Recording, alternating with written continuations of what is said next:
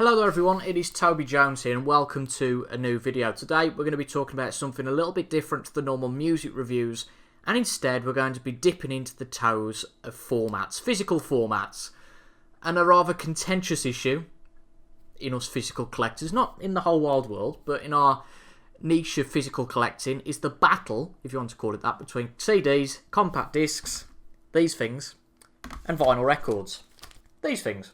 Now, if you are watching this, you probably know the difference between a CD and a vinyl record. I don't mean to patronise anybody.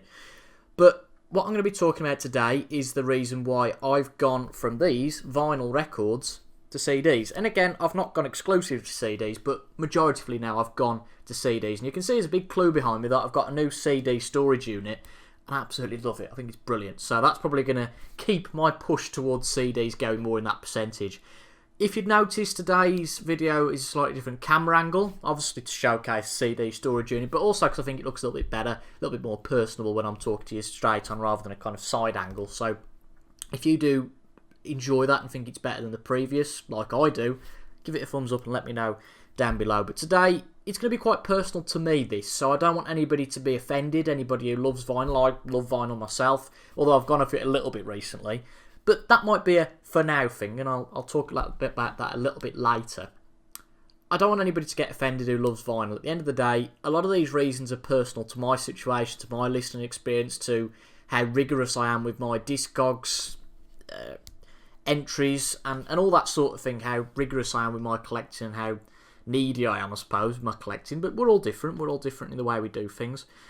But let's get straight into it with the first reason why I've gone from vinyl to CD. And again, I've got a couple of notes here, so if I slightly go off camera, that's why. Now, the first issue is skipping and quality issues. Now, I started going to a record and CD fair about 12 months ago, a quarterly CD and record fair. I've just changed the words around. Maybe that's because I'm coming around more to CDs. In Bilston, a local town to me, a music venue called The Robin. They have majoritively tribute acts on, but a couple of original artists at The Robin. But I hadn't been there before, but I'd gone to this record and CD fair. Sounded like a good idea somewhere, because I do a lot of my shopping on eBay, charity shops generally, and Facebook. So I thought, great, I can get to somewhere and actually look at the stuff before I buy it. That's a big plus for me. So I went to this record and CD fair. I think it was this time last year, February 2022. And went and bought about 20 records. I think they were £60. So for record terms, that's not that bad. And no, it wasn't Mantovani and stuff. So it was a good value for what it was.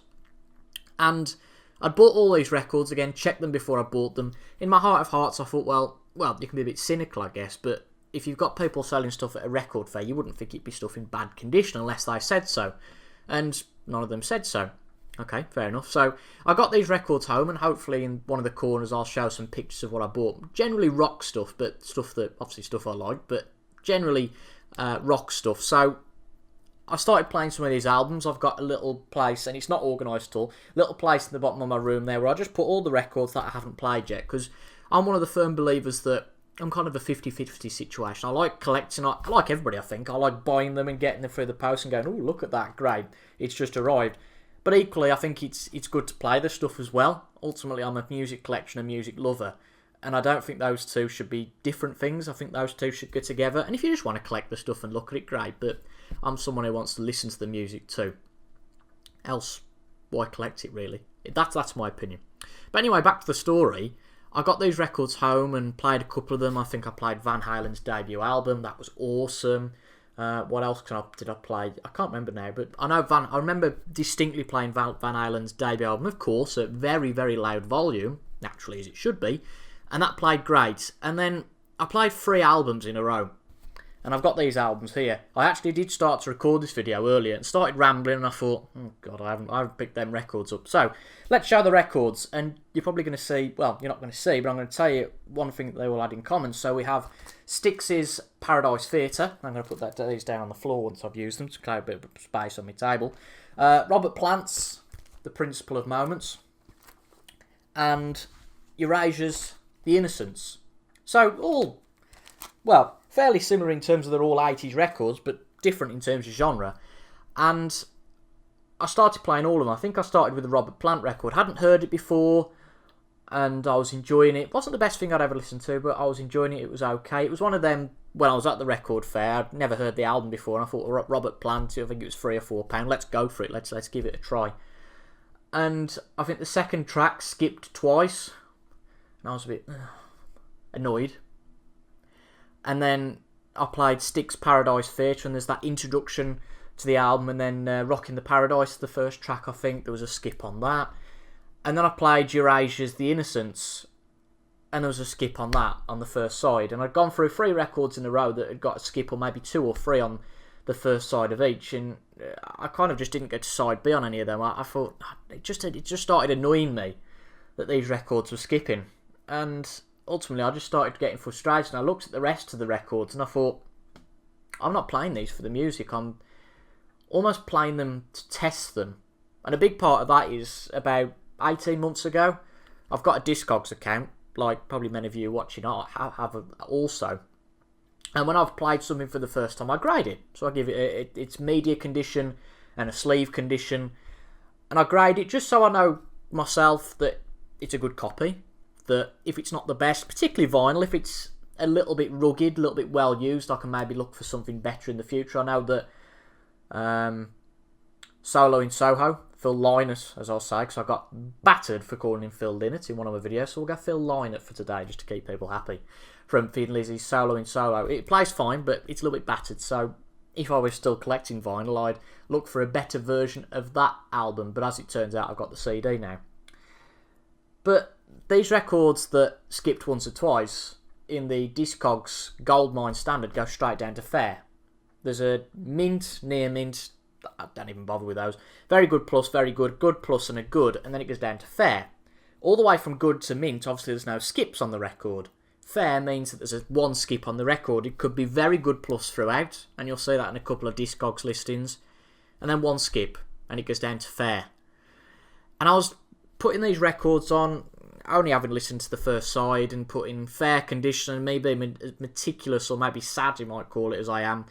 One skip on A1, one skip on A2, and I started thinking, I started getting really annoyed, because could I really remember any of the music? I've gone back and listened to Paradise Theatre since, but actually not revisited the other 2 albums, and I thought, that's just a shame, because I've gone out and bought the music for 2 things, to get it physically and then listen to it.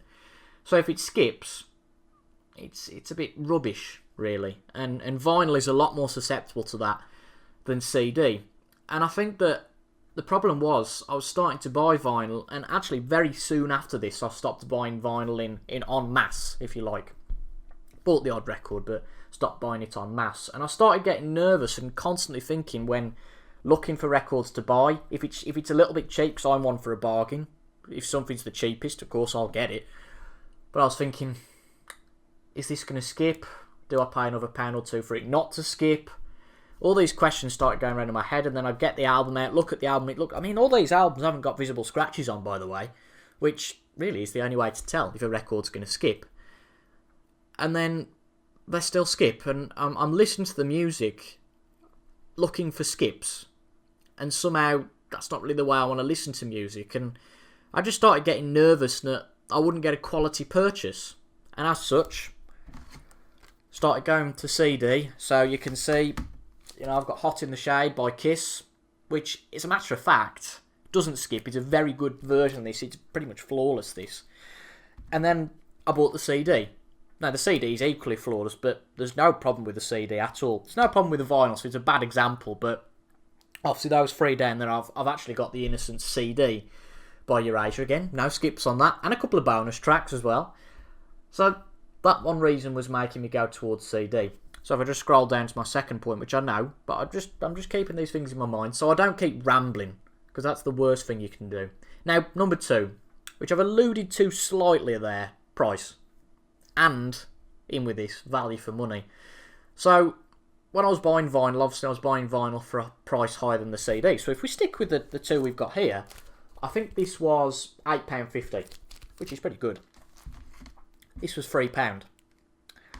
Now, I think generally speaking is that, from my experience, CDs are around a quarter or a third maybe of vinyl price.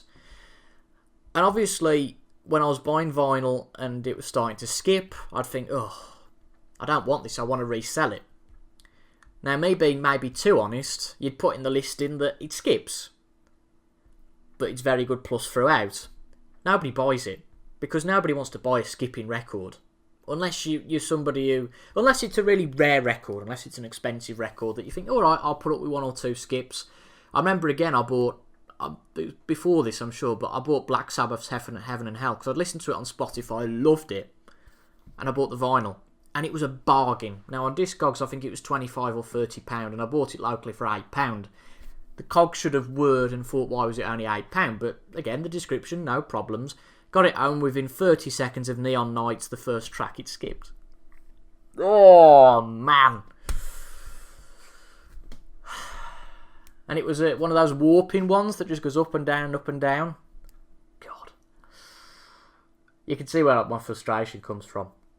So I was paying all this for records, and they were skipping. And then paying less for CDs, and they weren't skipping. It's almost like a false economy, isn't it, really? So, again, CDs are a lot cheaper.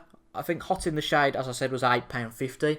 I bought 4 Kiss records. This was one of them, back in August 21. Again, that was one of them. And I think the other 3 came to £60 for the total. I think that was, if you're interested, Unmasked, Dress to Kill, and Creatures of the Night. I haven't got the CDs, but they'd probably be about £5 a CD, which again is a third of the price of the vinyl. And ultimately, are you really getting value for money in terms of what's in with the vinyl compared to CD? And I picked up another record here because late 80s issues are fairly notorious vinyl for not having much effort going into it, because obviously the record companies or the CD companies were really looking for people to go into CD from vinyl. So I've picked up this legendary live album, which of course has recently been reissued, but it's the original, Live and Dangerous, Thin Lizzy. So if we get this out, this is what the classic gatefold sleeve, so you've got the picture on the back. You go into the record, you can see the great pictures, and then I'm not going to get all the sleeves out, but you've got extra pictures on the sleeves, etc, etc. So if we get the CD out, on the back cover you haven't got that picture, but that picture is on the back of the CD booklet. The only trouble with the CD is it's going to hurt my arms. And then if you go in to here, you've got, I think, pretty much all of the pictures here. And then what's also nice with the remaster, which I appreciate you can't do with the vinyl, so I'm not going to knock vinyl down for not having this, but seeing as this was a reissue, and again you get that with the vinyl now, there's a little write-up on the Live and Dangerous album, which for me is nice to read while I listen to it, by Stuart Bailey of the New Musical Express. It's a good one, that is. So, again, I was thinking, well, am I getting value for money with vinyl? And obviously with that example I'm not, and I just started to think, let's start buying CDs. I was starting to get annoyed with vinyl, so let's just put this Live and Dangerous LP away. And although I have gone for CD, I have to say that this sounds incredible on the original vinyl. It really does. I think and just to digress a little bit, with CDs on my record player, so I've got a combined record and CD player. Obviously, you can turn records up a lot louder. It probably shakes the room, but you can turn records up a lot louder. The dynamic, I'm not a geek in terms of that with music, but the range is definitely a lot higher on vinyl. So that's one plus, especially for albums like Live and Dangerous or No Sleep Till Hammersmith. Oh, yeah, you can... If you've had a tough day at work, that's a pretty good solution. Now, number 3, storage. Now, this is a fairly obvious one. I've alluded to the cabinet behind me, the storage unit I've got behind me now. I'll admit, vinyl are nicer to look at, as this is a prospect. I think we all know the reasons why. The artwork's big, the gatefold sleeve, just the romantic part, the nostalgic part, really. It is probably better to look at than this. It's a bit underwhelming when you put it next to the vinyl. You could probably get 6 CDs on the side of the vinyl. I don't know what the actual scalability is. Is it 1:4? Probably 1:6, to be quite honest. But in this cabinet behind me, I think it's 720 CDs you can get in it new. And I think there's 10 shelves. You can see you can see 8. There's a couple below. So I can get 720 CDs in that. Now, if I was to put records in, I'd probably get a quarter of that, maybe 200 maximum. And I've got 600 LPs and 800 CDs, so fairly obviously, CDs are a lot better for storage. And actually, even though I said CDs aren't too great aesthetically to look at, when you look at the spines, which you probably won't be able to see that great, CDs have got much thicker spines. So when you've got them facing this way, obviously, you know, pretend that live and like that, it's up against another album, you're not really going to see what it is. Whereas with the CD, it's quite nice to go up, and I've done this several times since I've had it, it's quite sad, go up to the cabinet stand and just look at it. If it was vinyl, would I do that? Probably not. Especially with all the sleeves with them, they're just not as nice to look at. And this very much makes me feel like I'm just crying about vinyl. I'm like, well, I've spent all this bloody money and I just regret it. I don't regret it, but we'll move on to that in the for now section, the number 6 section. Number 4, portability. And you might think, well, what's this got to do with it? And it's actually not these things that are portable. And I've put my iPod over there, so I can't get it for you unless I climb over the bed, which I'm not going to do. I use my iPod a lot. My iPod is still a big part of my life. People will go, what the hell, you still use an iPod? But yeah, I've got an iPod Classic. I've had it since I was 13 or 14. I had one before that when I was 6 or 7. And I use it pretty much every day. And I listen to music on walks, when I'm hosting friends, working from home, just doing things generally. And it's a big part of my life. Now, the problem was, I remember last year I bought Auberge by Chris Rea, the album, on vinyl from a charity shop. Really good deal, actually. It was £3. I was chuffed with that. And I listened to that. It didn't skip. Oh, no, it did. It did skip. Twice on the first track of side B, which is Red Shoes. Anyway. And I'd listened to that album. Loved it. I had got a greatest hits of Chris Rea, which I think had got Auberge, Looking for the Summer, and maybe Gone Fishing on. But it hadn't got the rest of the album. So if I actually went for a walk a couple of days after. I thought, great, I'll listen to that again. No, I can't. So I had to go and buy the CD anyway. So what value is the vinyl record giving me then? It's not, because it's just a double purchase. Again, if you are somebody who solely sits in your chair, listens to the music, I can understand why vinyl is maybe a proposition. And then obviously maybe would stream on Spotify. For me, outside of that vinyl record, I can't very well put that in the disk drive of my computer. Disk drive's a little bit small for that. And import it to iTunes, go through all that, and put it on the iPod. I can't do that. So vinyl just isn't portable. And as I said, I'd have to buy the CD anyway, so why not just buy the CD? If there was something I was getting out of vinyl that was a lot more, there was a lot more value for money, maybe a lot more liner notes, that sort of thing, I'd go, yeah, okay.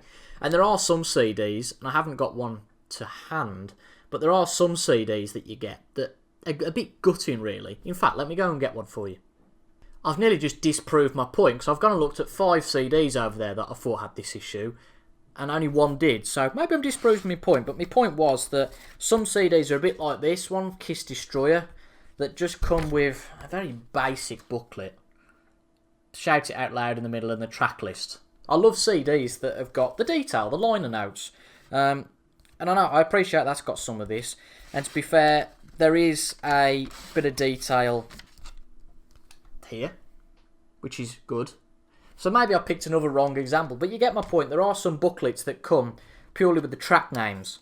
Now, I love a little write-up about the album, which you don't sometimes get on vinyl as well. You just kind of get the traditional liner notes of the tracks, who wrote them. And I guess at the time that was something that you couldn't really do, because you couldn't have somebody retrospectively come and write about the album. It just wouldn't work.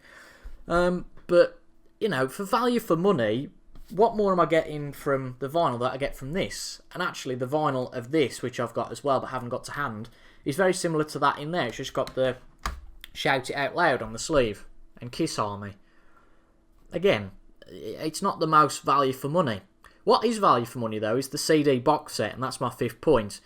And linked to the price point, I just love CD box sets, because they are so cheap, and they're just brilliant. So, there's some up the top there, I couldn't be bothered to get those down, but I have picked up 3 to point out, and I've showed 2 of these on the channel before. So you've got Dire Straits studio albums, 1998 to 91. Not going to get them all out individually, but there's 6 albums in there.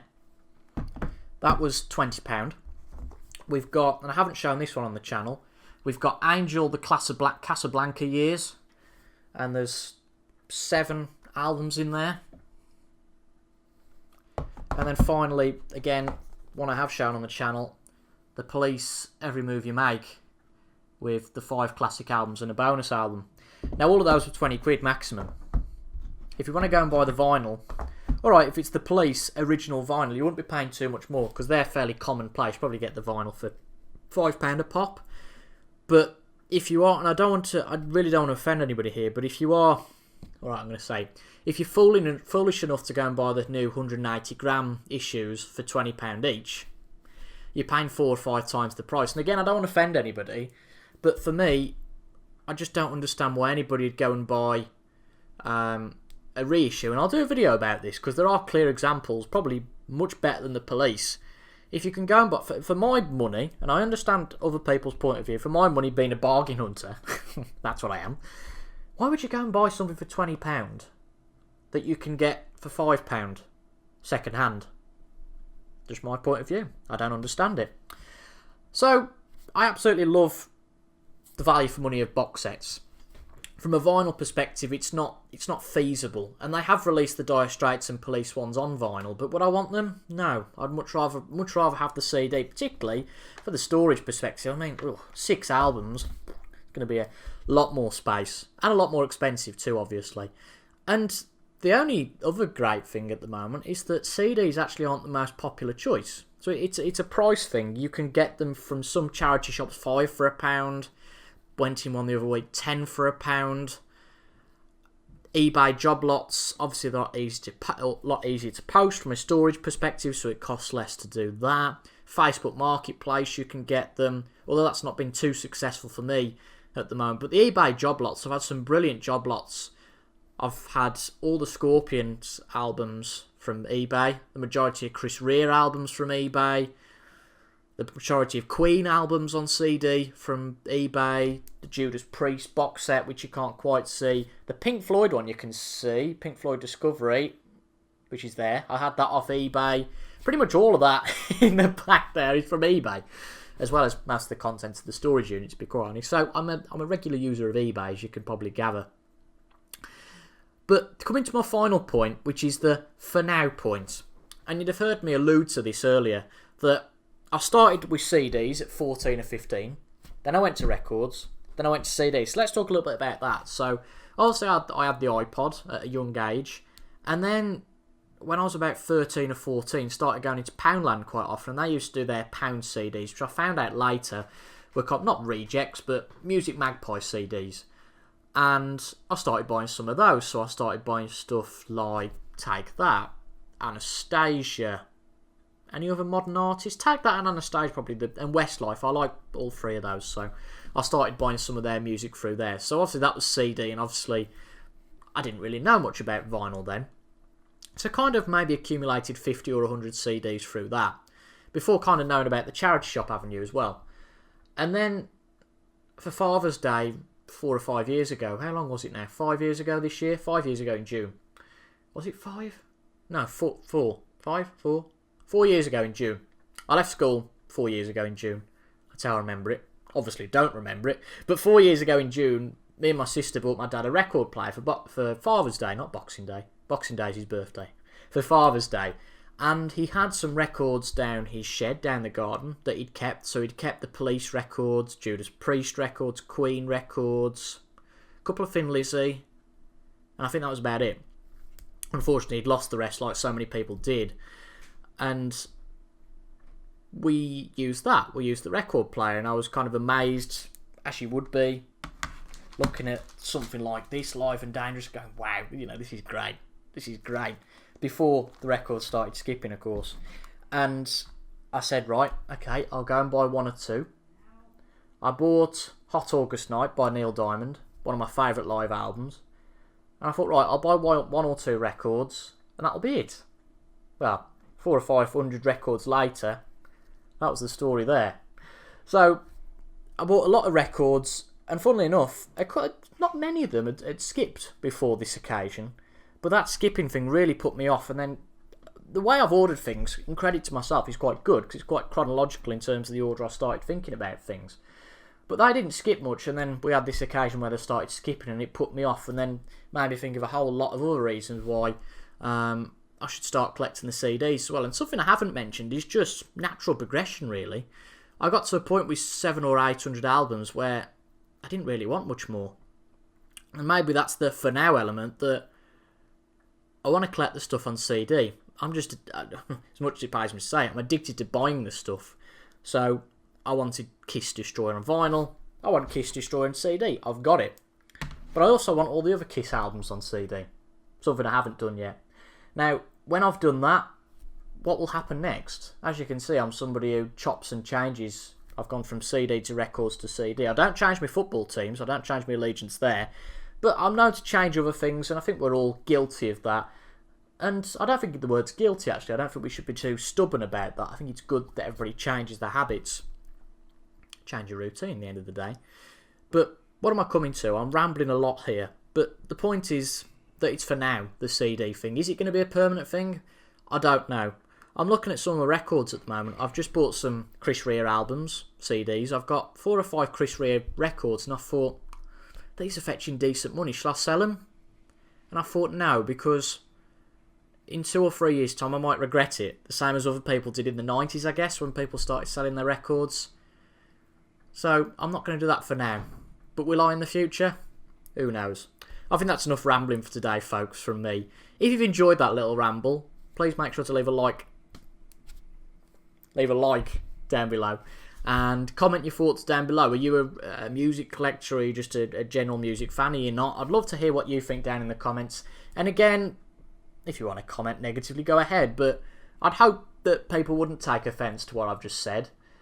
I've got a lot of both formats, and although I've poo-pooed the vinyl format a lot, I can see a lot of its credit. And I bought, just before I finish, I bought 3 of the Motorhead 40th anniversary reissues on vinyl at Christmas time, a bit of Christmas money I had. And they're great. And then I had a sinking feeling recently. I thought they were vinyl only. I don't know why. I thought they were vinyl exclusives. And then, of course, I realised they were on CD as well for a quarter of the price. So I'm currently debating whether to sell those records and buy the CDs instead. Am I making the wrong decision? Possibly. I think that's enough for now, don't you, folks? If you enjoyed this video, leave a like down below, comment your thoughts as well, and subscribe for regular musical anecdotes and also some new film reviews as well. I'm going to start doing music and film as a combined thing on the channel. So I'm starting to get into film more now. So maybe the CDs and the vinyl might all go, and I might start collecting DVDs. More on that in another video, possibly. Thank you very much for joining me today on today's ramble. I've been Toby Jones, and until the next time, I'll see you all later. Thank you for watching, and goodbye for now.